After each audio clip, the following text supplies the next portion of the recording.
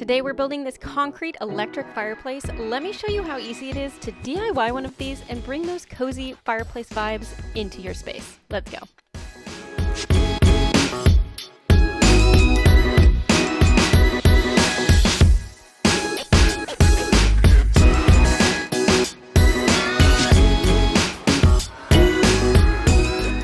So here's where we started when we first bought this house. It originally did have a wood stove, but it came really far out into the living room and it just didn't work for this space, so we took it out. But eventually I really wanted to put a fireplace in there that was more modern and fit the space a little bit better, so we got to work.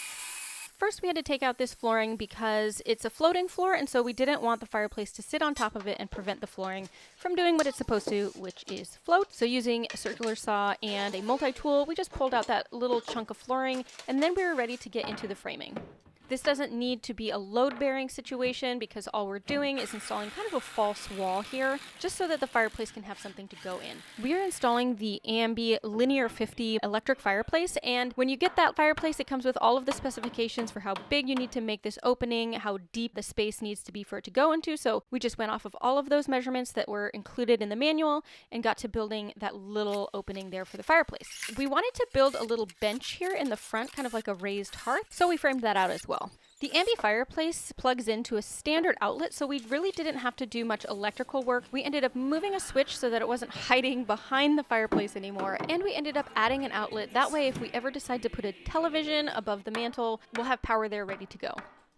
I decided to cover the hearth bench situation in plywood instead of drywall just because I knew that people might stand or sit on this area, and I wanted it to be a little bit more sturdy than just a standard drywall covering. So we put plywood in there and covered both the sides and the top of that with plywood, and then it was time to pop some drywall on the rest of that whole area. You can see when we framed it in that I added some blocking behind where a TV might go, as well as where the mantle is going to be installed. That way I know that I have some good blocking back there for my screws to grab into, and so when we put up a TV, if we ever do that, it's going to be nice and sturdy. Then the fun part, cutting out the hole for the fireplace to go in, and obviously here we are futilely trying to keep drywall dust from getting all over the house. I give the unfinished drywall a quick prime before I go in with my concrete skim coat. So we're basically doing a faux concrete situation here. I'm using Henry Feather Finish, which just trowels right onto the wall. I did about 2 coats. In some areas it might need 3 coats because the area I'm doing right there was actually already existing and it had a orange peel texture on it. So that area needed a little extra coverage versus the areas that had brand new drywall.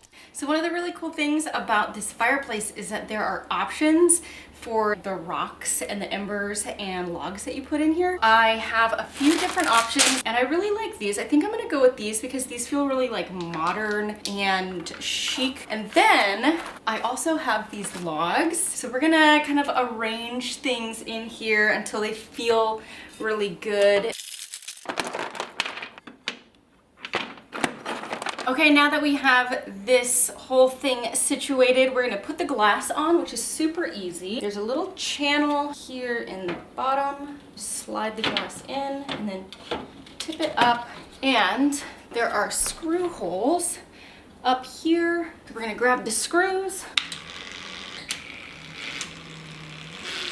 Now we can install this bad boy. They recommend that you do this with 2 people, but I wanted to see if I could do it by myself, and it totally was doable. Before sliding the unit in, you want to plug it in, and then as you're sliding it in, you want to make sure that both sides go in at the same time, so it's going straight back into that hole.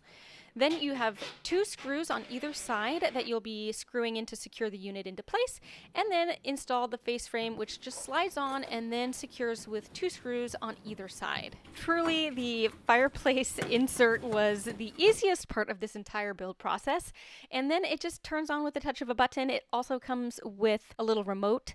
It does have the option to blow heat, or you can just have the flames on, which we do pretty much all day, every day, just for the pure vibes of the fireplace, and they change color. So if you're ever in the mood for something wacky, you can change colors. But we are just so in love with this fireplace. I am so stoked that we finally have a fireplace in our space that fits not only my design style, but also just fits this space physically so much better. So I hope you guys love this build. Stick around for more builds and more projects and DIY the damn thing.